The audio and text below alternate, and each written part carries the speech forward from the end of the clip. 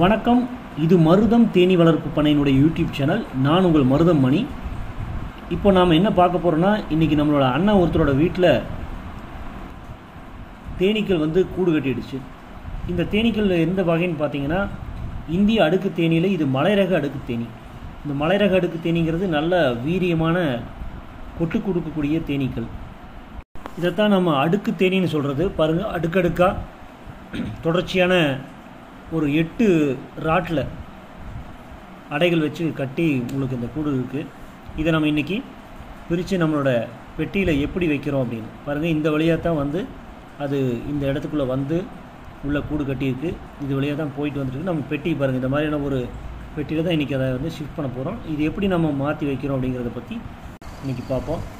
இப்போ நம்ம முதல்ல புகை கொடுத்துட்டோம். புகை கொடுத்ததுக்கப்புறமே கொஞ்சம் தேனீகள் விலகிருச்சு.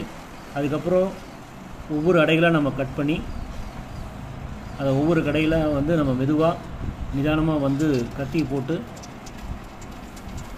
அதை கட் பண்ணி எடுக்க ஆரம்பித்தோம்.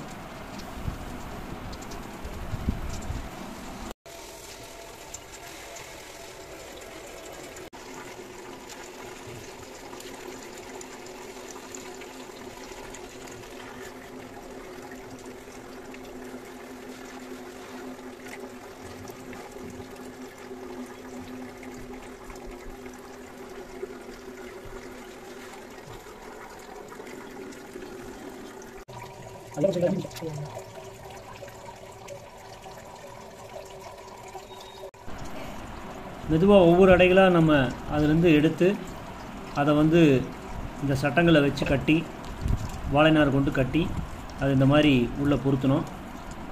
இது ஒவ்வொன்றா செய்யும்போது அந்த உள்ளே இருக்கக்கூடிய கூட்டு புழு எதுக்கும் நம்ம அடிபடாமல் இதை செட் பண்ணணும். அதுக்கப்புறம் எல்லாமே முடித்ததுக்கப்புறம் அந்த தேனீக்களை மெதுவாக எடுத்து அந்த பெட்டிகளை, ஏன்னா இதில் உள்ள ராணி தேனி இருக்கும், அது ராணி தேனி எங்கே இருக்குது அப்படிங்கிற நம்ம தேடிட்டு இருக்கிறதுக்கான நேரம் கம்மியாக இருக்கும். அதனால் என்ன பண்ணலாம், இந்த மாதிரி மொத்தம் குட்டாக இருக்கிறத நம்ம எடுத்து அந்த பெட்டிகளை உள்ள அடைகளுக்குள்ளே விட்டோம்னாவே ராணி உள்ளே போயிடும்.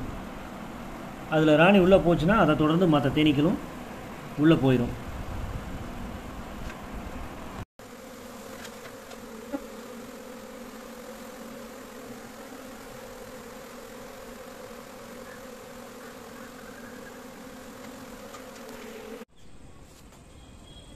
எல்லா தேனீக்களையும் உள்ளே போனதுக்கப்புறம் இந்த தேன்பெட்டியை அப்படியே நம்ம அந்த வீட்டினுடைய வெளிப்புறத்தில் கொண்டு போய் எந்த இடத்துல உள்ள ஜன்னல் வழியாக உள்ளே போயிட்டு இருந்துச்சோ அந்த இடத்துல வச்சதுமே அது உள்ள ரூம்குள்ளே போகாமல் எல்லாமே பெட்டிகளுக்குள்ளே ஏற ஆரம்பிச்சிருச்சு.